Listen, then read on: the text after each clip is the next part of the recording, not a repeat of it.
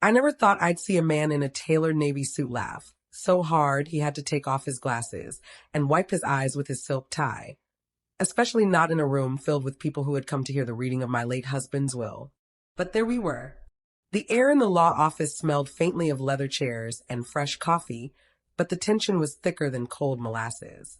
I sat straight in my seat, my hands folded on my lap, my heart thumping like a bass drum. Across from me, my daughter-in-law, Amanda, leaned back with her arms crossed, a smug little smirk tugging at her lips.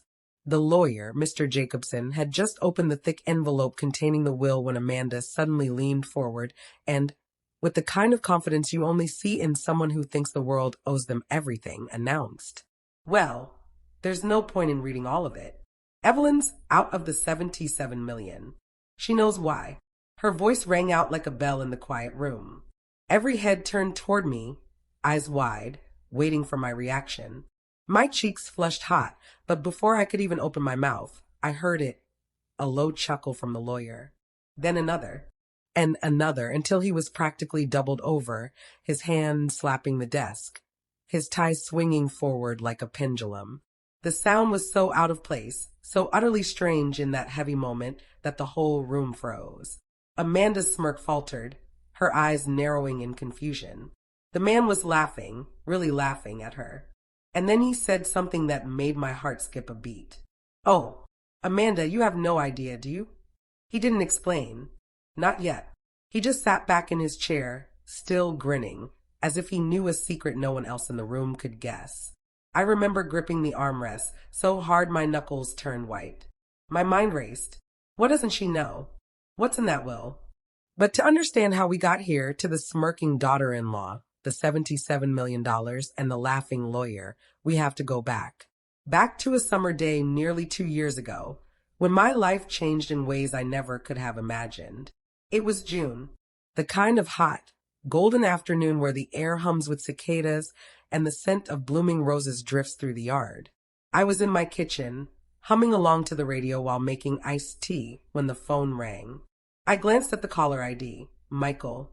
"My son." "Hey, honey," I answered, cheerful. There was a pause on the line. Then Michael's voice came, quieter than usual. "Mom, Dad's had a stroke." I swear the glass of iced tea I'd been holding slipped right through my fingers and shattered on the tile. My knees nearly buckled, but I caught myself on the counter. My husband, Daniel, had always been the strong one. He was 67, but could still beat men half his age in tennis. The idea of him lying in a hospital bed, I couldn't wrap my mind around it.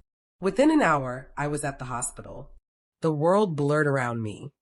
The smell of antiseptic, the sound of monitors beeping, the sharp click of nurses' shoes.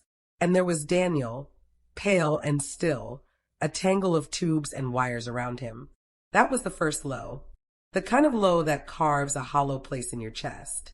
The next months were a storm. Daniel survived the stroke, but it weakened him. I became his full-time caretaker. And though I never once resented caring for him, I noticed something I couldn't ignore. Amanda started visiting less and less. She was always too busy with work, or with some charity luncheon, or with spa weekends with her friends. But the truth was, Amanda had never liked me much.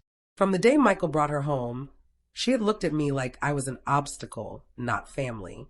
I always tried to be kind, but I could feel her keeping score. Every little thing I did that didn't fit her idea of acceptable went into some invisible tally. The first real betrayal came one rainy Saturday afternoon. I was coming out of Daniel's hospital room when I overheard voices in the hallway. Michael and Amanda were standing by the vending machine. "She's spending so much of Dad's money," Amanda whispered sharply. "We have to think about the future. What's left for us when she's done?" My stomach twisted. Daniel's money wasn't just his. We'd built that life together.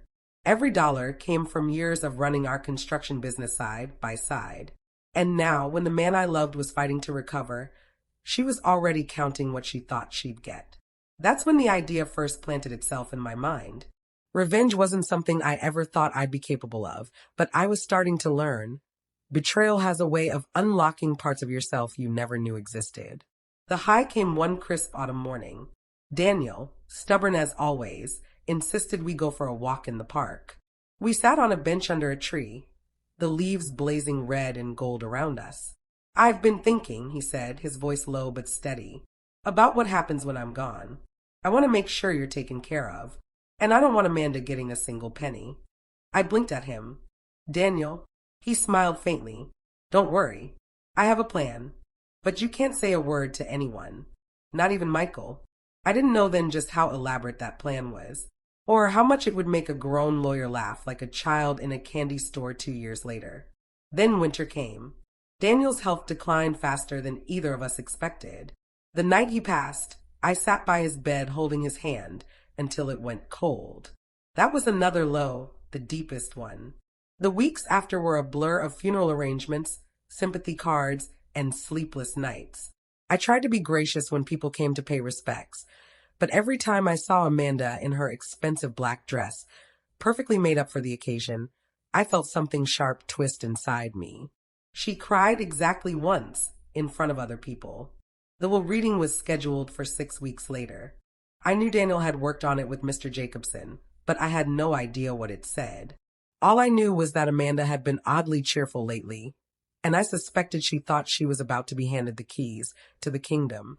That morning, I dressed in my best navy skirt suit, the one Daniel had always said made me look like a woman who could run a company. I arrived early, but Amanda and Michael were already there. She gave me that same smug smile she'd worn at the funeral, the one that said she thought she'd already won. When Mr. Jacobson finally sat down and opened the will, Amanda interrupted before he could even begin. Well, there's no point in reading all of it. Evelyn's out of the 77 million. She knows why. And that was when the lawyer started laughing. That laugh still echoes in my mind. The way his shoulders shook. The way Amanda's face shifted from smugness to confusion to a hint of fear. Oh, Amanda, you have no idea, do you? The whole room leaned forward, breathless, and that's when the door to the office swung open, and a man none of us expected to see walked in. The door swung open with a heavy thud against the wall, startling everyone in the room. All heads turned at once, including mine, and for a second my brain refused to believe what my eyes were telling me. Standing there, in a crisp charcoal suit and looking very much alive, was my husband, Daniel. For a heartbeat, the room was frozen in absolute silence. Michael's mouth fell open. Amanda went pale, her smirk dissolving into a slack-jawed gape. Even Mr. Jacobson stopped laughing mid-breath, though a knowing glint danced in his eyes. "Hello," Daniel said, his voice steady, almost casual, like he'd just returned from a walk to the corner store and not from the grave. Amanda shot to her feet, so fast her chair toppled backward with a clatter. But the funeral." Daniel's gaze landed on her, cool as winter rain. "Yes, I know. Quite the performance you put on, Amanda. Especially the tears at the cemetery. You almost convinced me." My heart pounded, so hard I could feel it in my throat. I hadn't seen him in 6 months. After the funeral, there had been nothing. No secret calls, no hints. And yet here he was, solid and breathing, his eyes sharp and alive. I wanted to rush to him, to touch his face, but shock rooted me to the chair. I could barely form words. "Daniel, what how?" He held up a hand. "I'll explain, but not all at once. You see, there's a reason for every single thing that's happened since that rainy afternoon in the hospital. And there's a reason Amanda will never, ever see a cent of the $77 million. Amanda's voice rose into a shrill pitch. "This is insane. You can't just, you were supposed to be dead." "Supposed to be," he agreed. "But as you'll learn, Amanda, nothing in this life is guaranteed. Not even your little schemes." He stepped farther into the room, his polished shoes making a sharp sound on the hardwood floor. The air seemed to tighten, as if the walls themselves were holding their breath. I could see it now. The plan he'd hinted at that day in the park had been much bigger than I'd realized. He hadn't just altered the will, he'd staged his own death. But why? And how? Before those questions could tumble out of my mouth, Mr. Jacobson cleared his throat. "Perhaps we should begin properly, Daniel. Your wife deserves to hear the whole truth." Daniel nodded once, then glanced at me. "Evelyn, do you remember the night I told you I didn't trust Amanda?" "I did. Oh, I did. It had been the night before his stroke, when we'd sat in the living room with the fire crackling low. He'd spoken in a careful voice, as if the walls could listen. "She's been sniffing around the company books," he'd said, "asking questions she has no business asking. I think she's planning something." At the time, I'd thought maybe he was being paranoid. But 2 weeks later, I overheard her telling Michael she deserved her share sooner rather than later. And then there was the envelope. It had arrived in the mail on a Tuesday morning, a plain white thing with no return address. Inside were photocopies of receipts, huge withdrawals from one of our business accounts, signed in Amanda's hand. The dates matched times when Daniel had been in the hospital. That had been the first crack in the glass. Daniel now turned to Amanda, his eyes narrowing. "You remember those withdrawals, don't you? The trips to Palm Springs, the jewelry you just had to have, all paid for with company funds." Amanda's lips pressed into a thin line. She didn't deny it. She just glanced at Michael, her eyes silently begging him to step in. But Michael looked like a man who just discovered his entire life was built on quicksand. His gaze darted between his father and his wife, confusion and betrayal battling for space on his face. Daniel continued, "I decided I wasn't going to let you pick this family apart. But I couldn't just tell you to your face. No, you would have lawyered up, spun it into some sob story. So I planned something you'd never expect. Something that would show everyone exactly who you are." Amanda's voice wavered. "You faked your own death? That's illegal." Mr. Jacobson chuckled. "Not exactly. He never filed a death certificate. There was a memorial service, yes, but no legal death declaration. Quite clever, really." Amanda's eyes flashed with fury. "You can't just come back and take everything away from me." "That's the thing," Daniel said, his tone like steel. "It was never yours to take." The room went quiet again, but not for long. Because that's when Daniel reached into his briefcase and pulled out a manila folder, thick, heavy, and bulging with papers.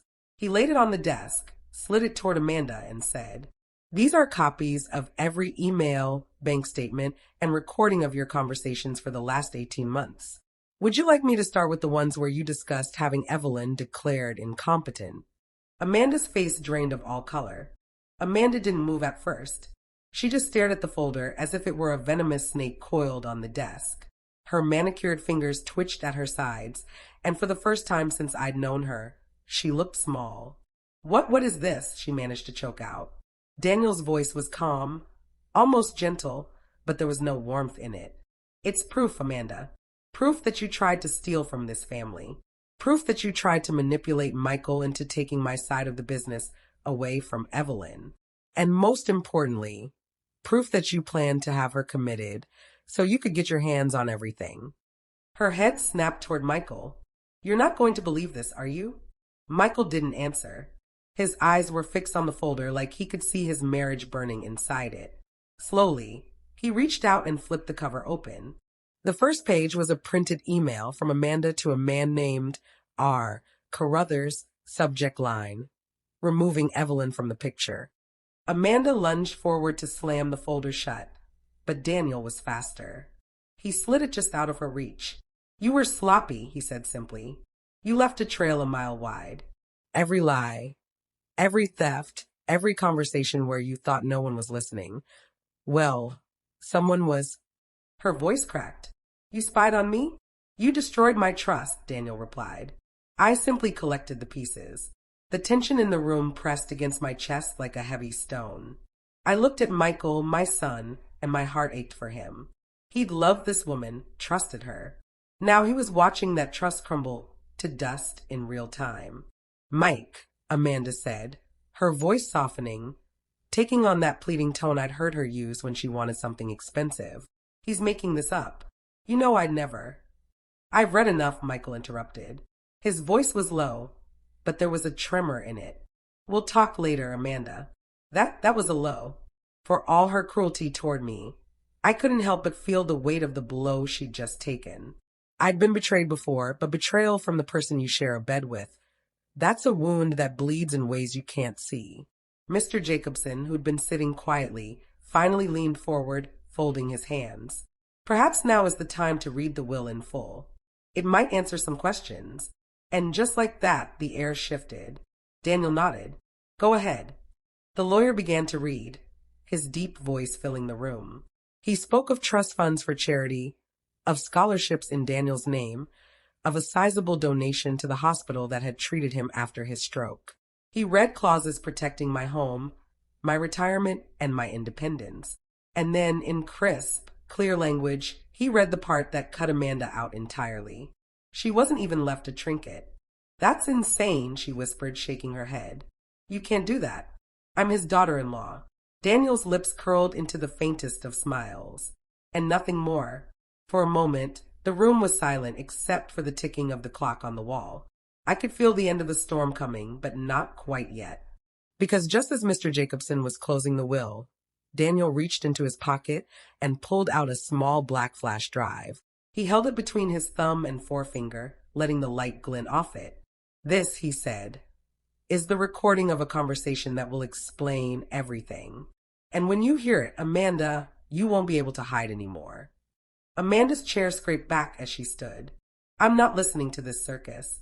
Daniel's gaze locked on hers, unblinking. Oh, you'll listen. Because this isn't just about money anymore. This is about what you did to me in the hospital. Michael's head jerked up. What? What are you talking about? Daniel's eyes darkened. You'll find out in the next 3 minutes. Daniel handed the flash drive to Mr. Jacobson, who slid it into a small silver laptop on his desk. The screen lit up, and the sound of rustling sheets and muffled beeping filled the room. Hospital sounds. Then came Daniel's voice, weak but clear. Amanda, what are you doing? Amanda's voice followed, low and sharp. You need to sign these papers, Daniel. Now, before things get worse for you. My stomach twisted. Daniel's voice again. I'm not signing anything without Evelyn here. Amanda's tone grew colder. Evelyn doesn't need to be involved. She'll just drag this out. If you care about your son, you'll sign these now. Otherwise, well, the doctors might make certain decisions for you. There was a pause, long enough that the faint hiss of oxygen filled the silence. Then Daniel spoke, his words slow, as though each one took effort. Are you threatening me? Amanda gave a soft laugh. Don't be dramatic. I'm giving you a way out. You can make this easy, or you can make it hard. But either way, Daniel, you're not leaving this hospital until those papers are signed. The recording clicked off. The room was dead quiet. You could have heard the dust settle. Amanda's eyes darted around the table, desperate for someone, anyone, to come to her defense. Michael's jaw was clenched so tight the muscle twitched in his cheek. I felt a slow, cold fury spread through me, one that left my fingertips tingling. That, Daniel said evenly, is why I disappeared. If you were willing to do that while I was still breathing, I could only imagine what you'd do once I was gone. Amanda opened her mouth to speak, but Michael raised a hand, stopping her. His voice was quiet but dangerous. Amanda, I need you to leave. Now. She flinched like he'd slapped her. You're siding with them? After everything. After that? He pointed to the laptop. Yes. She looked at me then, her eyes full of something I couldn't quite name. Anger, yes, but also fear. Maybe she finally understood that the game was over. Her heels clicked sharply as she stormed out, the door slamming behind her. That was the extreme. But what followed was strangely calm. For the first time in months, I felt like I could breathe. I turned to Daniel.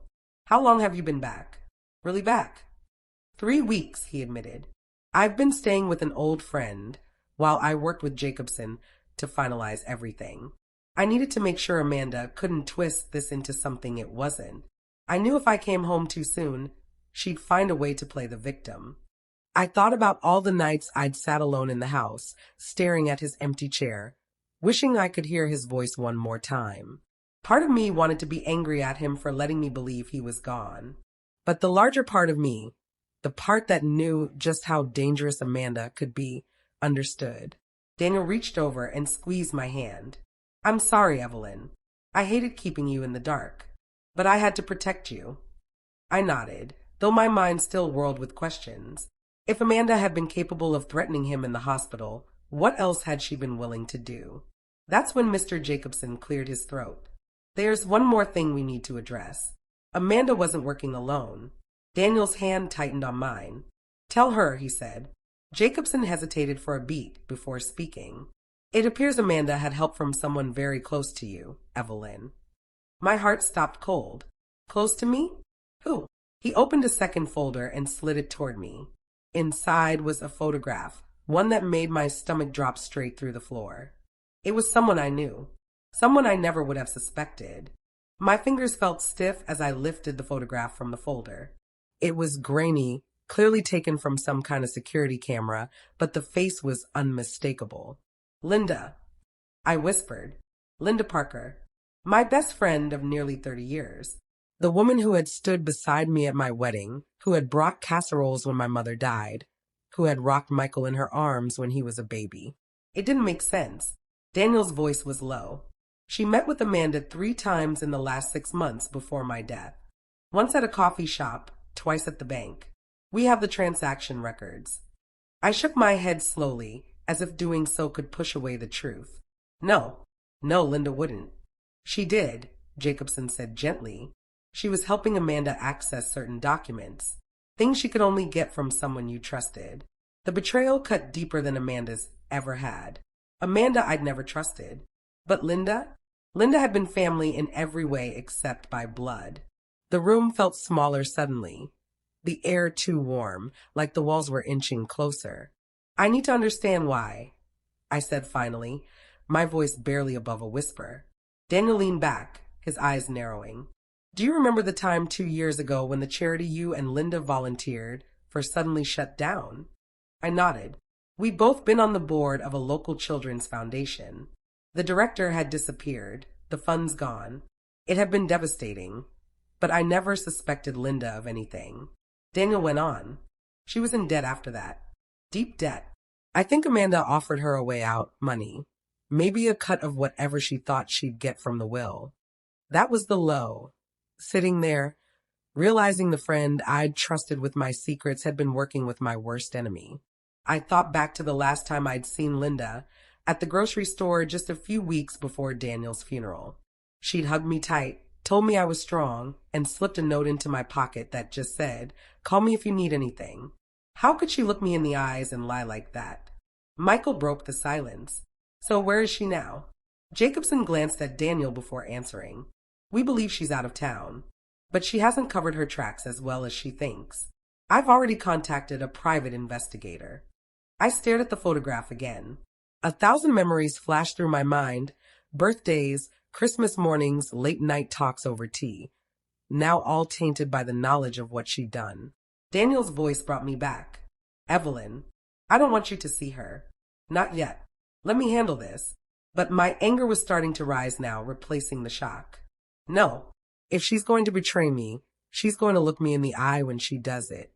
Daniel studied me for a long moment, then gave a small nod. If that's what you want, we can arrange it. Before I could respond, Jacobson's phone buzzed sharply on the desk. He picked it up, glanced at the screen, and his face changed. He looked at Daniel, then at me. It's the investigator. They found Linda. Daniel leaned forward. Where? Jacobson's eyes flicked back to me, and his voice was slow, deliberate. She's not out of town anymore. She's in your house, Evelyn. The words hung in the air like a warning bell. She's in your house, Evelyn. For a moment, no one spoke. The ticking clock on the wall seemed suddenly louder, each second dragging with a weight I could feel in my chest. My own home, the place I'd lived for over 40 years, and Linda was inside it. I stood slowly, my hands trembling but my voice sharp. Then we go now. Daniel pushed back his chair, his expression hardening. We'll go together. Mr. Jacobson's voice was cautious. Evelyn, we don't know why she's there or if she's alone. I can have the police meet us. No. I cut in, surprising even myself. This is my house. I will walk through my own front door, and I will hear from her mouth what she's doing there. Daniel studied me for a beat, then nodded once. Fine, but I'm not letting you go in alone. The drive to the house felt like an eternity. The sun was just beginning to dip, painting the sky in bruised shades of purple and gold. I sat in the passenger seat of Daniel's car, staring out the window, my thoughts racing. Every memory I had of Linda now seemed like a lie. I thought about the night we'd stayed up until 2 in the morning, talking about our husbands and our dreams for retirement. The time she brought me soup when I had the flu. The little birthday card she made by hand for my 65th. Had all of it been fake? When we pulled into the driveway, my stomach twisted. The blinds in the living room were drawn, but a faint glow seeped out from the edges. My car, the one I'd been driving since Daniel's death, was parked in its usual spot. There was no other vehicle. Daniel killed the engine. Ready? I swallowed hard. Yes. We walked up the front path together. The familiar creak of the porch boards under my feet felt strange, like the house was holding its breath. Daniel unlocked the door slowly, quietly. The smell of my home, lavender cleaner and faint coffee, hit me the moment we stepped in. And then I heard it. The clink of glass. We followed the sound into the kitchen.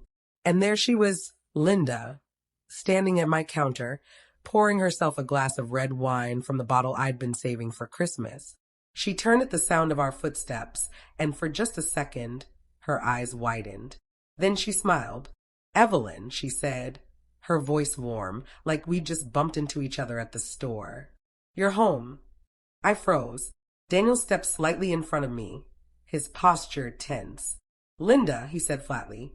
Her gaze flicked to him, and the smile faltered. "Daniel, I didn't know you were." "Alive," he finished for her. The silence between them stretched. I found my voice. "What are you doing in my house, Linda?" She set the wine glass down gently, as if the answer would be easier to swallow if nothing broke. "I was checking on things for you, making sure the place was okay." "That's a lie," Daniel said before I could speak. Her head snapped toward him. "I don't have to explain myself to you." "Yes, you do," I said sharply. "You were working with Amanda. Don't you dare deny it. I've seen the proof." Something shifted in her eyes then. She didn't deny it. She didn't apologize. She just sighed, like she'd been caught doing something petty, not something cruel. "I was in trouble, Evelyn," she said, her voice almost pleading. "You know about the foundation. I lost everything when it collapsed. Amanda offered me a way to get back on my feet. By betraying me? My voice cracked, but I didn't care. By helping her try to take away everything Daniel and I built?" Her mouth tightened. "You've always had more than you needed. I thought maybe it was time you shared." That was the low. Hearing those words from someone I'd loved like a sister. The greed, the entitlement, the coldness. I shook my head slowly. "If you had just asked, I would have helped you. But you chose this instead." Linda's eyes hardened. "I did what I had to do. And if you think Daniel's little stunt changes anything, you're wrong." Daniel stepped closer. "You're going to leave this house. Now. And you're not coming back." Her jaw clenched, but she reached for her purse on the counter. As she slung it over her shoulder, she leaned close to me, her voice dropping to a whisper. "You have no idea what Amanda's capable of," she said. "And if you think she's done with you, you're a fool." She brushed past me, her perfume lingering in the air like a sour note, and walked out the front door without another word. For a few moments, Daniel and I just stood there, listening to the distant sound of her car starting. My hands were shaking. Daniel touched my arm. "Are you okay?" I nodded, though I wasn't sure if it was true. "I will be. But she's wrong. I do know what Amanda's capable of, and I'm not afraid of her anymore." We spent the next hour checking the house, making sure nothing was missing or out of place. In the living room, I noticed the drawer where I kept important documents had been opened.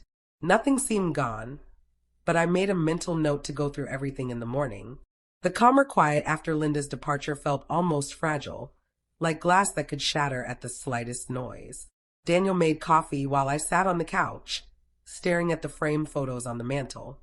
So many smiling faces. So many people I thought I could trust. I was about to take my first sip of coffee when headlights swept across the front window. A car had pulled into the driveway. Daniel set his mug down slowly. "Were you expecting anyone?" "No." We both stood. The sound of a car door slamming echoed through the evening air. Footsteps crunched on the gravel path leading to the porch. And then came the knock, loud, sharp, insistent. I glanced at Daniel. "Do we answer?" The knock came again, harder this time. A voice called out from the other side. "Evelyn, it's Amanda. We need to talk." Daniel moved toward the door first, his expression a careful mask.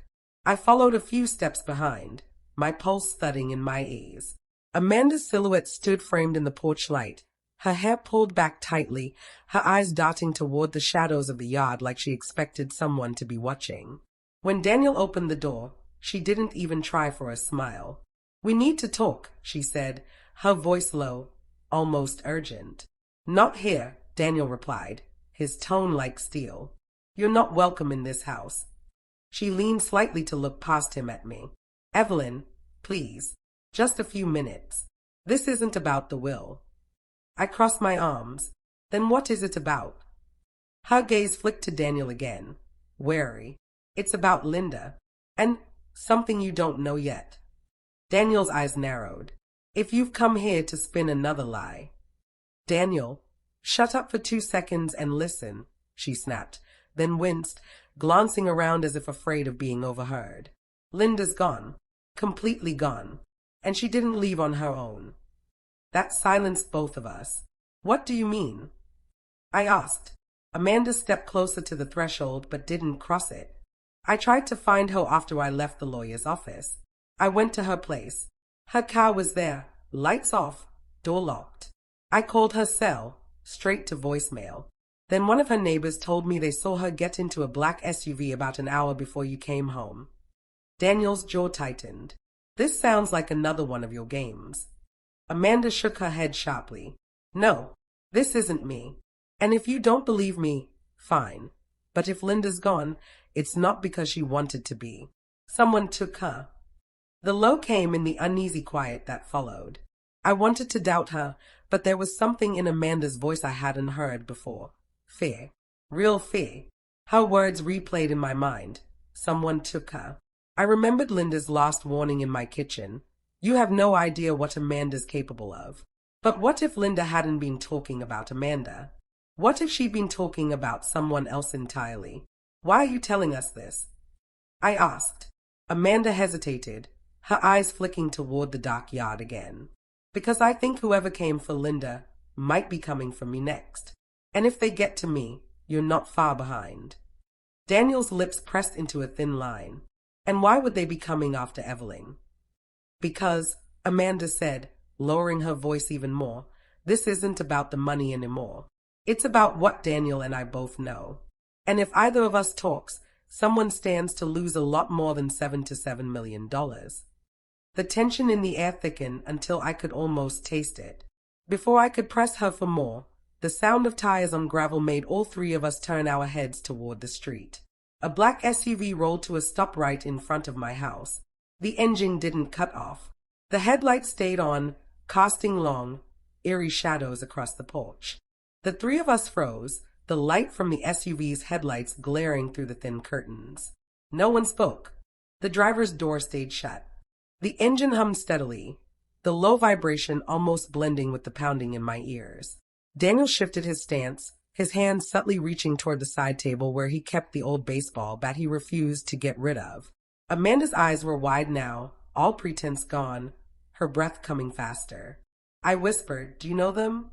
She shook her head, barely moving. "Not for sure. But I think I've seen that car before. Twice. Once parked across from my condo and once outside Linda Street." The second stretched. The passenger door opened slowly. A man stepped out. Tall, broad-shouldered, wearing a dark jacket and a baseball cap pulled low. The light from the SUV hit his face just enough for me to catch a glimpse of sharp cheekbones and a jaw set in grim determination. He didn't walk toward the door. He just stood there on the street, staring straight at the house. Daniel whispered to me without taking his eyes off the man. "Call 911. I reached for my phone, but Amanda grabbed my wrist. "Don't. If it's who I think it is, the police won't do anything, or they'll just make it worse." Her voice was urgent, shaking. I hissed back, "And you think we should just stand here and wait?" Before she could answer, the man turned his head slightly, like he was listening for something. Then, without a word, he walked back to the SUV, got in, and the vehicle pulled away. No rush, no screeching tires. Just gone, as quietly as it had arrived. We stayed still until the sound of the engine faded. The low came in the uneasy aftermath. Daniel locked the door, double-checking it twice. Amanda sat at the edge of the couch, her elbows on her knees, staring at the floor like she was trying to piece together a puzzle only she could see. Finally, I spoke. "You need to tell me exactly what's going on, Amanda." Now, she rubbed her forehead. "It's complicated, but here's the short version. Linda and we both got involved with someone we shouldn't have. A man named Carter Vaughn. He's not just rich, he's connected. And not in a good way." Daniel's eyes narrowed. "Mob." Amanda gave a humorless laugh. "Worse. He owns politicians, cops, lawyers. If he wants something to happen, it happens. And if he wants someone to disappear, they disappear." My skin prickled. "And what does he want from me?" Amanda's gaze met mine. "It's not what you have. It's what you know. There are things in Daniel's company records, offshore accounts, shell corporations that tie back to Vaughn. If they think you or Daniel are a threat to expose it, they'll come after you. The will was just a cover to get you looking the other way." Daniel clenched his fists. "And Linda?" Amanda's voice dropped to a whisper. She knew too much. She was starting to talk. Now she's gone. I felt the weight of her words pressing on my chest. This was no longer about greed or betrayal. It was about survival. Amanda leaned forward. "If you want to stay alive, you need to leave this house tonight. Both of you." Before either of us could respond, the quiet was broken by a sharp, metallic clink from the back of the house. Daniel's head snapped toward the sound. "That's the kitchen door." We weren't alone.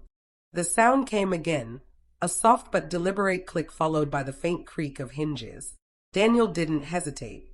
He grabbed the old baseball bat from the side table and moved toward the kitchen, his steps quiet but urgent. I followed close behind, my phone already in my hand, though I wasn't sure whether to call 911 or have it ready as a flashlight. Amanda stayed rooted to the couch for a second before finally standing, her heels clicking softly against the hardwood as she moved after us. The kitchen was dark, lit only by the weak glow of the street lamp filtering through the blinds. The back door was ajar. The lock was hanging at an odd angle, the metal plate twisted like it had been forced. My stomach dropped. Whoever had opened it hadn't bothered with subtlety. This was someone who knew they could get in, someone confident we wouldn't be able to stop them. Daniel signaled for me to stay behind him as he stepped forward, peering into the shadows. "Who's there?" His voice was low but steady. No answer. Then, from somewhere deeper in the house, a floorboard creaked. Daniel swung around, raising the bat. My eyes darted toward the hallway leading to the guest rooms. That's when I saw it, the faint reflection of light off something metallic. "Daniel!" I hissed, pointing. A figure stepped into the edge of the kitchen doorway. They were dressed head to toe in black, including gloves and a ski mask. The object in their hand caught the dim light again, and my blood went cold. It was a knife. The masked figure didn't speak. They just stood there, the blade angled downward, their chests rising and falling with calm, deliberate breaths. Amanda's voice shook behind me. "Carter sent you, didn't he?" The figure tilted their head slightly, almost like a predator sizing up prey. Then, without warning, they lunged forward. Daniel swung the bat in a wide arc. The figure sidestepped at the last second, the bat clanging against the kitchen counter with a deafening crack. I stumbled backward into Amanda, who caught me before I hit the floor. "Run!" Daniel barked. We bolted toward the front door, but before we could reach it, a second figure appeared, this one taller, bulkier, blocking our exit completely. The low came in the standoff. The taller figure didn't have a knife. Instead, they carried a small, black duffel bag, which they set on the floor between us before stepping back. The first figure joined them, standing side by side in the dim light of the living room. Neither spoke. Amanda, her voice shaking, asked, "What do you want?" The taller one finally reached into the duffel bag and pulled something out, a manila envelope, thick, sealed with a strip of red wax. They held it out toward Daniel without a word. He didn't move to take it. The taller figure dropped it on the floor at his feet. The thud echoed unnaturally loud in the tense silence. Then both masked figures turned and walked to the door, letting themselves out like they owned the place. We didn't move until we heard the back door click shut again. Amanda crouched, snatching up the envelope. Her hands trembled as she broke the wax seal and pulled out a stack of photographs. The first one made her gasp. She turned it toward us. It was Linda, tied to a chair in a dimly lit room, eyes wide with terror. On the back of the photo, written in bold black marker, were 3 words. "Don't call police." Before we could speak, the phone in my pocket buzzed with a text from an unknown number. It read, "You have 48 hours." My hands went numb. 48 hours. Amanda stared at the text on my phone like she was trying to read it twice at once. Daniel stepped closer, the muscles in his jaw twitching as he read it over my shoulder. The words seemed heavier than they should have been, as if they carried the weight of a ticking clock that had already started counting down. Amanda spoke first. "They're not bluffing. When Carter gives a deadline, he means it." Daniel looked from her to me. "And what happens if we don't meet it?" She swallowed hard. "Linda dies. And maybe we do too." The photographs lay scattered on the coffee table, Linda's terrified eyes looking up at us from every angle. In some, she looked like she was trying to speak. In others, her head hung low, as if she'd been sitting there for hours. I sat down heavily, my mind racing. "So what are we supposed to do?" "They didn't even say what they want." Amanda's voice dropped to a whisper.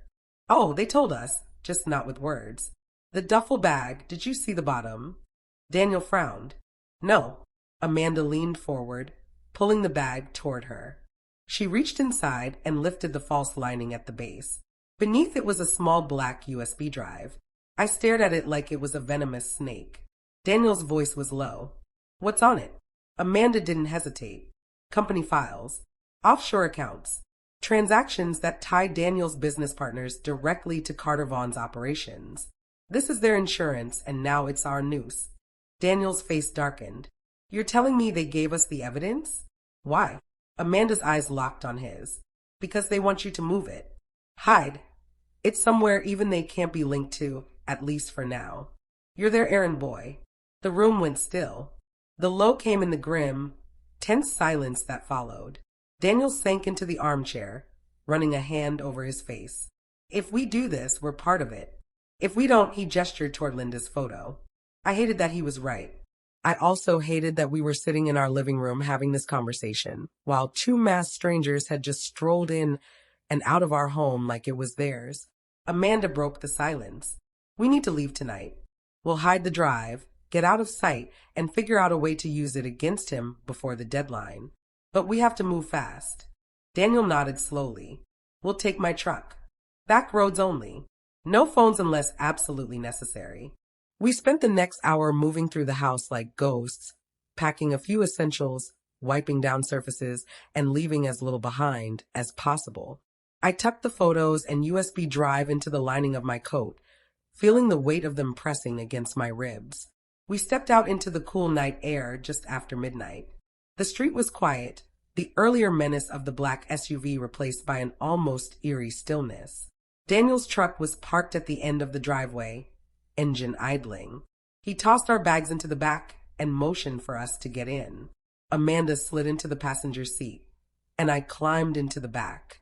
For the first half hour, we didn't speak. The hum of the engine and the crunch of gravel under the tires were the only sounds. We took narrow, winding roads, passing through sleepy neighborhoods and stretches of woods that felt like they could swallow us whole. Then, just as we crossed an old, rusted bridge, a pair of headlights flared in the rearview mirror. Daniel muttered, "We've got company." Amanda twisted in her seat to look. "It's them." The car behind us, sleek, black, and unmistakably expensive, kept its distance at first, following us through every turn. Then, without warning, it surged forward, closing the gap in seconds. The driver flashed the high beams once, twice. Daniel tightened his grip on the steering wheel. "Hold on." The car pulled up alongside us, matching our speed. I could just make out the shadow of the driver through the tinted glass. Then the passenger window began to roll down. In the cold wash of moonlight, I saw the barrel of a gun. The glint of the gun barrel in the moonlight hit me like ice water in my veins. "Down." Daniel balked. I dropped to the floor of the truck's backseat just as the first shot rang out. The sound was deafening, shattering the night. Glass exploded from the passenger side mirror, shards scattering like deadly confetti. Amanda screamed but kept her head low, covering it with her hands. Daniel swerved hard to the right, the tires screaming against the asphalt. The black car swerved too, staying parallel, the gun barrel tracking us. Another shot, this one punched a hole in the rear panel, the metal whining in protest. "Seatbelt off," Daniel shouted. "If we go over, you don't want to be strapped in." My heart was hammering so loud it felt like I could hear it in my ears. The truck jolted as Daniel cranked the wheel left, then right, trying to shake them. The bridge ahead was narrow, too narrow for two vehicles at this speed. The black car accelerated, forcing its nose toward the front of our truck. Metal scraped metal, the shriek of it piercing the night. I could see the masked passenger now, leaning halfway out of the window, one hand on the roof for balance as they aimed again. Daniel didn't wait for the shot. He slammed on the brakes. The black car shot ahead, the masked man losing his aim as momentum dragged him back inside. Daniel floored it again, ramming the truck's front bumper into their rear quarter. The car fishtailed wildly, sparks flying as its side scraped the rusted railing of the bridge. For a split second, it looked like they might spin out completely, but they recovered, swerving sharply onto a dirt side road that disappeared into the trees. The sound of their engine faded into the night, replaced by the steady roar of our own breathing. That was the high. The low came in the thick, suffocating quiet that followed. Daniel slowed to a crawl, his knuckles white on the wheel. "They're not going to stop, you know," he said. "That was just a warning." Amanda turned in her seat to face me.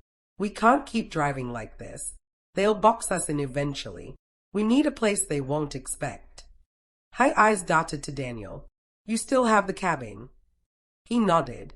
"Up near Ocolo. Haven't been there in years." We all knew what she was thinking. Remote, no neighbors, one road in and out. It could be a trap if they found us, but for now it was the only place we could disappear. Daniel turned onto a less traveled route, heading north. The landscape shifted from open fields to dense forest, the moon barely able to cut through the thick canopy above. My mind kept circling back to the USB drive in my coat lining. The thing felt heavier with each mile, like it knew it was the reason bullets had been flying at us minutes ago. Somewhere along the winding road, Amanda's voice softened. "I know you think I'm the villain in all this. Maybe you're right. But I never wanted it to get this far. I thought I could handle Carter. I was wrong." I didn't answer. Trust wasn't something you rebuilt on the side of a road in the middle of the night. We reached the cabin just before 3 a.m. The place was exactly what I remembered from the few times Daniel had taken me and his late wife there. Cedar siding, wraparound porch, and a chimney that looked like it hadn't been used in years. Daniel killed the engine and we all sat for a moment, listening to the stillness. No engines, no tires on gravel, just the night. Inside, it smelled of dust and cedar. Daniel lit an old oil lamp, casting a warm, flickering glow over the wood-paneled walls. Amanda dropped into an armchair, rubbing her temples. "We'll sleep in shifts," Daniel said. "One keeps watch while the others rest." I volunteered for the first shift. Daniel disappeared into the back to check the old generator, and Amanda curled up on the couch, exhaustion pulling her under almost instantly. I sat near the window, staring out at the narrow dirt road that led to the cabin. My mind wouldn't stop replaying the bridge, the headlights, the gun, the way it could have ended in seconds if Daniel hadn't slammed the brakes. Hours passed in slow motion. The forest outside was still, except for the occasional rustle of leaves. And then, the crunch of tires on gravel. I froze. A single pair of headlights appeared in the distance, growing brighter, bouncing slightly as the vehicle rolled toward us. I reached over and shook Daniel awake. "We've got company." He was up in seconds, pulling the curtain back just enough to peek outside. His face hardened. "It's not them." A beat-up blue pickup rolled to a stop in front of the cabin. The driver's door opened, and a tall man in a faded sheriff's jacket stepped out. He was holding a flashlight, its beam cutting through the darkness as he walked toward the porch. Daniel opened the door but kept his body halfway in the frame. "Can I help you, Sheriff?" The man tipped his hat slightly. "Evening. Sorry to bother you folks this late, but there's been some Incidents in these woods. Thought I'd check if you've seen anything unusual tonight. Amanda stirred at the sound of his voice and sat up slowly. Her eyes went wide the moment she saw him. Daniel, she whispered sharply. I turned to her. What is it? Her face had gone pale. That's not the sheriff. Daniel didn't move from the doorway, but I could see the shift in his shoulders, the subtle readiness of a man who knew things were about to turn ugly. The supposed sheriff smiled faintly, the kind of smile that doesn't reach the eyes. Evening, he repeated. Mind if I step in? It's a bit cold out here. Amanda's voice was low, urgent. Daniel, shut the door. But Daniel kept it open just a crack longer. You said you're the sheriff. Which county? The man didn't blink. Well, sir, that'd be White Pine County. Daniel's eyes narrowed. That's funny. White Pine's been defunct for over 20 years. Got merged into Cascade County. The man's smile faltered for a split second, and in that flicker I knew Amanda was right. He wasn't law enforcement. He stepped forward like he was going to push his way in. Daniel shifted his weight, ready to slam the door, but the stranger's hand shot out, fast as a snake, catching the edge of the frame. His grip was strong enough to keep the heavy cedar door from closing. Sir, the man said, his voice lower now, colder. You've got something that doesn't belong to you. My mind went instantly to the USB drive hidden in my coat lining. I don't know what you're talking about, Daniel said evenly. The man leaned slightly, peering into the cabin, his gaze sweeping over Amanda and then landing on me. His eyes were a pale gray, sharp, calculating. I think you do. For a tense moment, nobody moved. The only sound was the faint hiss of the oil lamp flame. That was the high. The moment every muscle was coiled, waiting for the explosion. The low came when Daniel finally let the door shut. He didn't slam it, he just closed it firmly and slid the bolt into place. Through the glass pane, I saw the man's face shift into something harder. He didn't knock. He didn't shout. He just stepped back, studying the cabin like he was calculating entry points. Then, slowly, he turned and walked back toward his truck. The blue pickup started and rolled away, its taillights disappearing into the darkness. We didn't speak for a full minute after the sound faded. Amanda broke the silence. That was Carter's man. His name's Rowan. He's worse than Carter. Daniel turned toward her. Worse how? Amanda rubbed her hands over her face, like she was trying to wake herself up from a nightmare. He doesn't bluff. If he says he's going to get something, he will. Carter uses people like pawns. Rowan, he plays to win, no matter who has to die. A heavy stillness settled over us. I kept my eyes on the window, half expecting the truck's headlights to reappear any second. Daniel set his jaw. If he's after the drive, we can't just sit here. We need to move before he comes back. Amanda shook her head. No. If we leave, we're exposed on the road. Here, at least we can fortify. They went back and forth for several minutes, voices low but tense. I stayed quiet, my thoughts spinning. The truth was, neither option felt safe. In the end, Daniel agreed to stay for the night, but made it clear we'd be leaving at first light. We went into preparation mode. Daniel checked the locks and jammed chairs under the door handles. Amanda dug out an old hunting rifle from a storage closet, checked it over, and handed it to him. It's not loaded, she said, but it might make someone think twice. I took the first watch again, sitting near the front window with the rifle propped against the wall. The night stretched long and silent. Then came the second extreme. It was just after 4 a.m. when I heard the sound, faint at first, then growing. Not tires on gravel this time. This was softer, more deliberate. Footsteps in the snow-dusted leaves outside. I leaned forward, trying to pinpoint the direction. The moonlight was just bright enough to cast thin shadows on the ground. Something moved.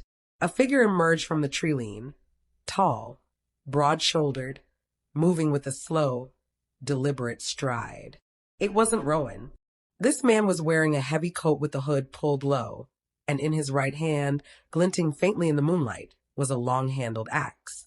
He stopped about 30 feet from the porch and just stood there, facing the cabin.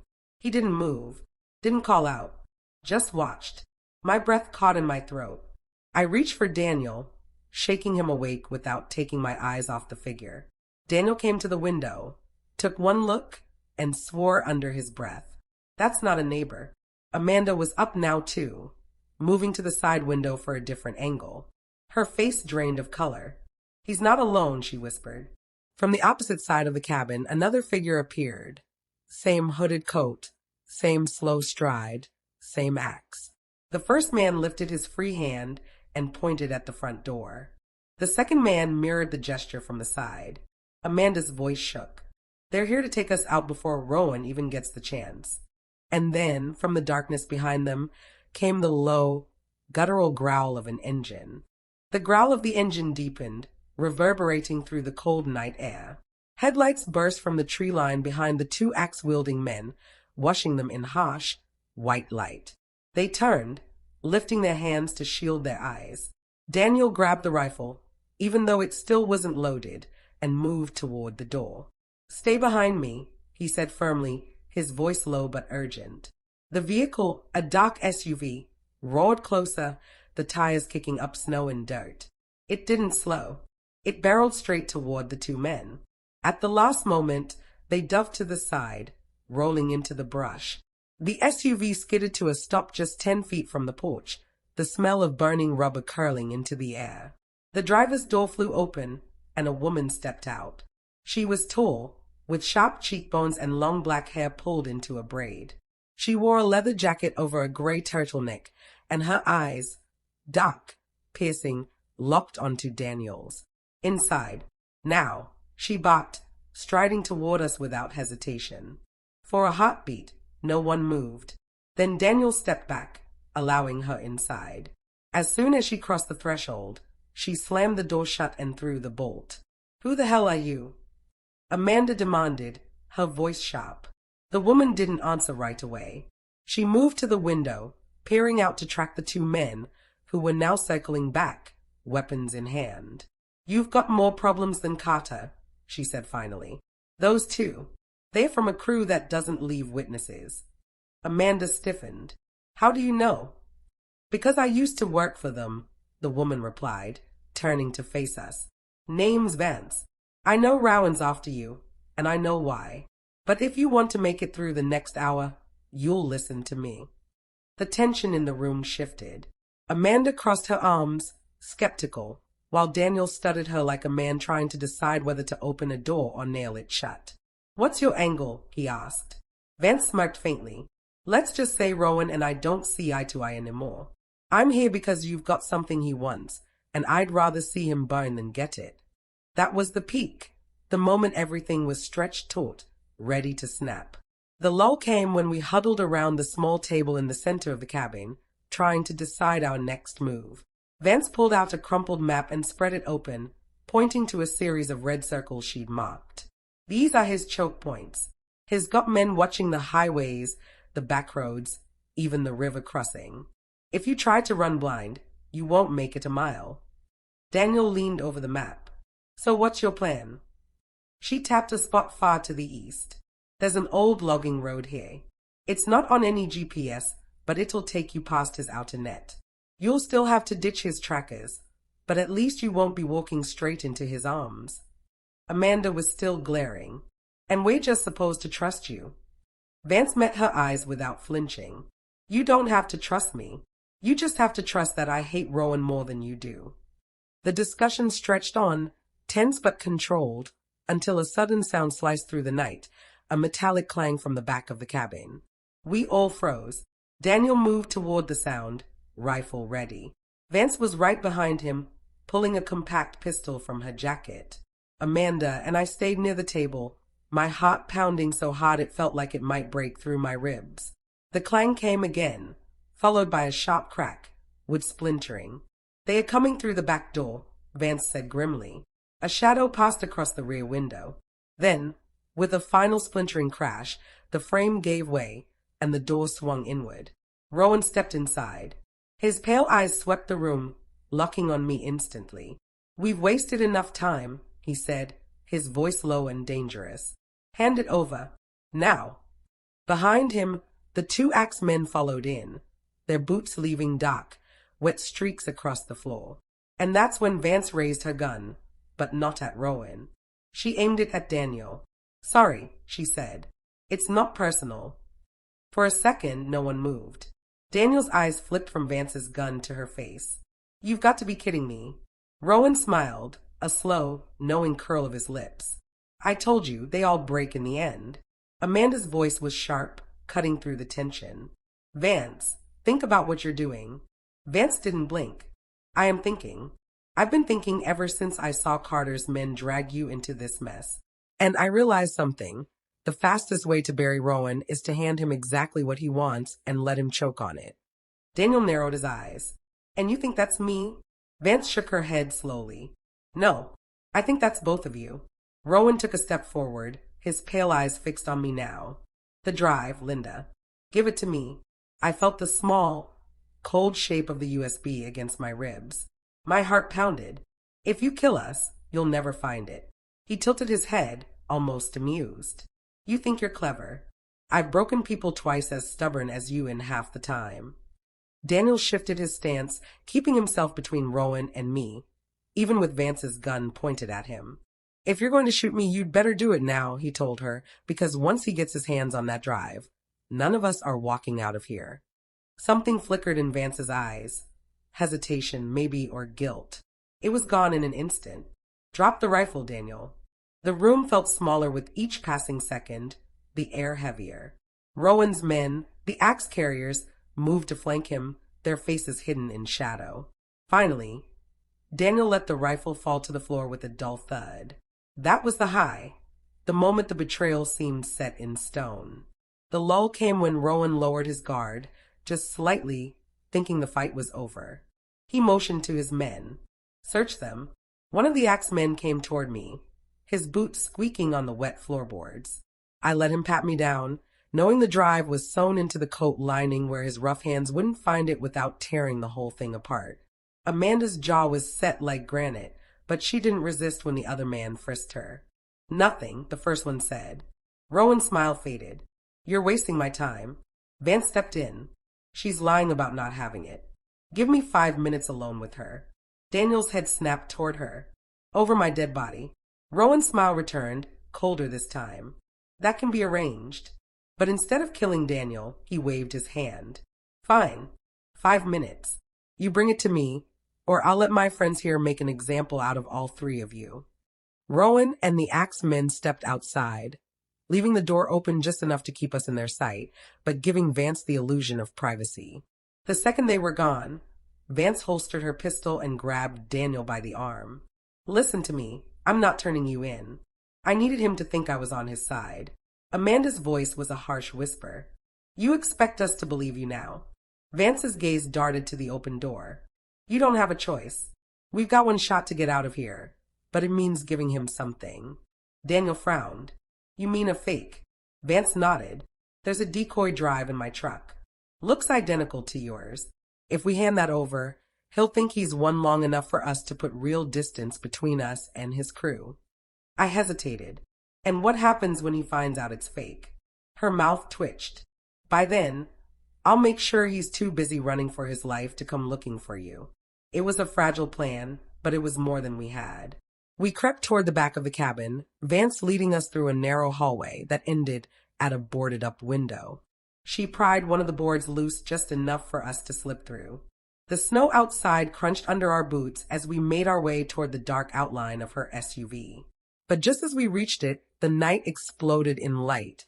Blinding, white light from flood lamps positioned in the trees. Voices shouted. Boots pounded on frozen ground. Rowan's men were everywhere. Vance swore under her breath. They weren't supposed to be this close. Amanda's hand clamped around my wrist.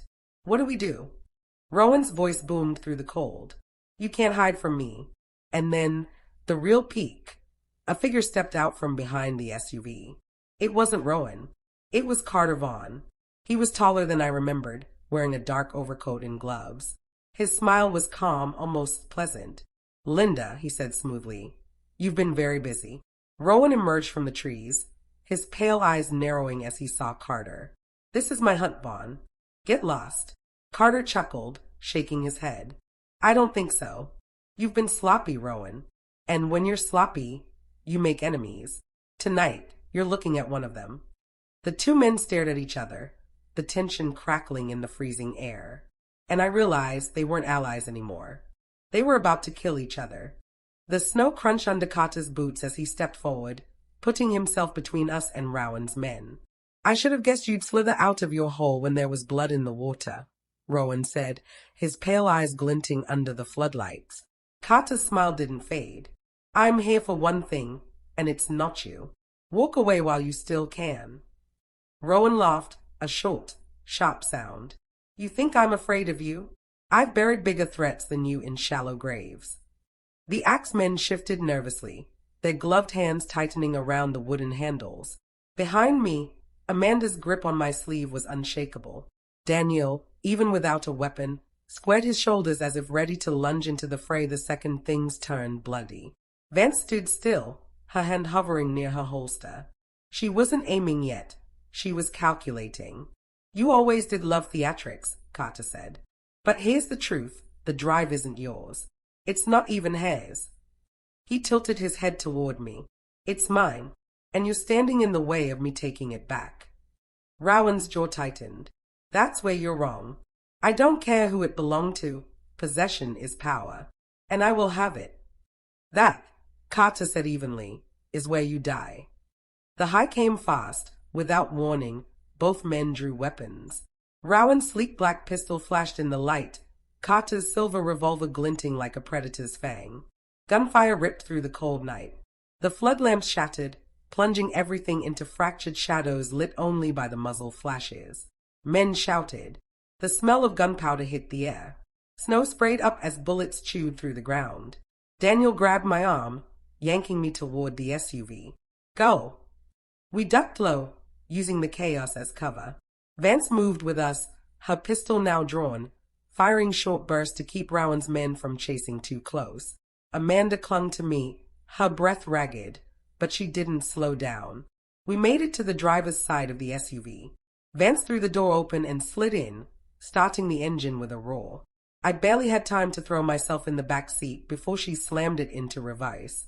But just as we tore backward, a dark shape leapt from the tree line, one of Rowan's axemen. He swung hard, the blade biting into the SUV's rear panel. The jolt nearly knocked me into Amanda. Vance didn't stop. She slammed the gearshift forward, and the man went tumbling into the snow.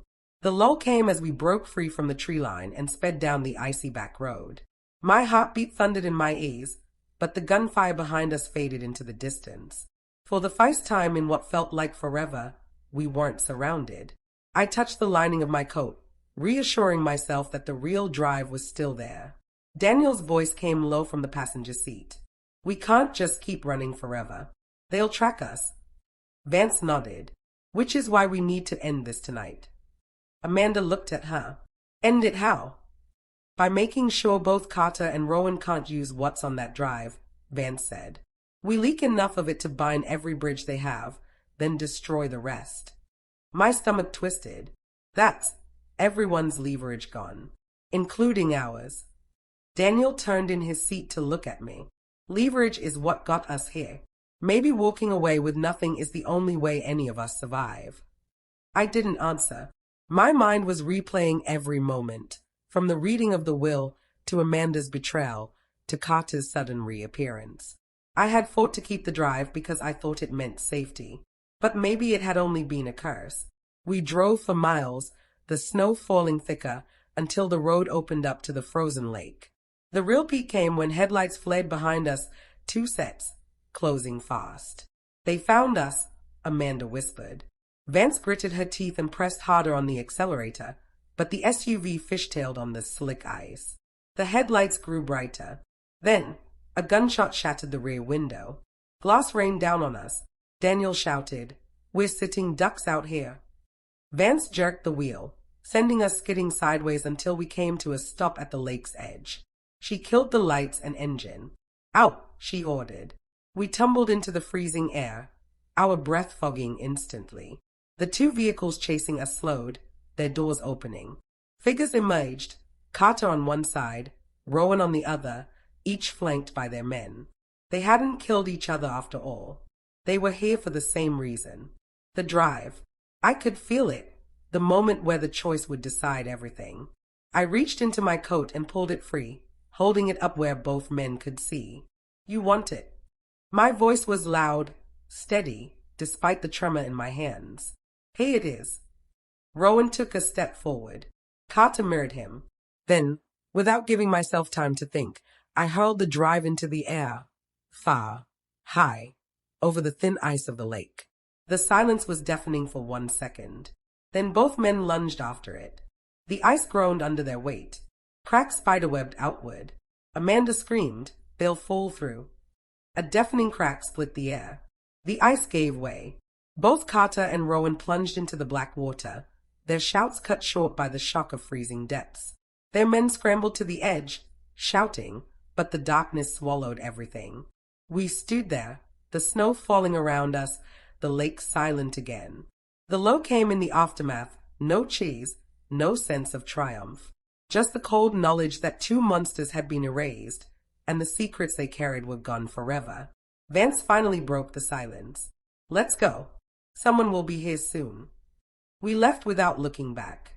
In the days that followed, there were no police reports, no bodies recovered. Just rumors, stories whispered in corners about 2 powerful men who vanished on the same winter night. Amanda and I rebuilt slowly. Daniel kept his distance at first, but eventually came around, helping fix the house and clear the mess of debts Carter had left behind. Vance disappeared without a trace, maybe to start over, maybe to vanish into the same shadows she'd lived in for years.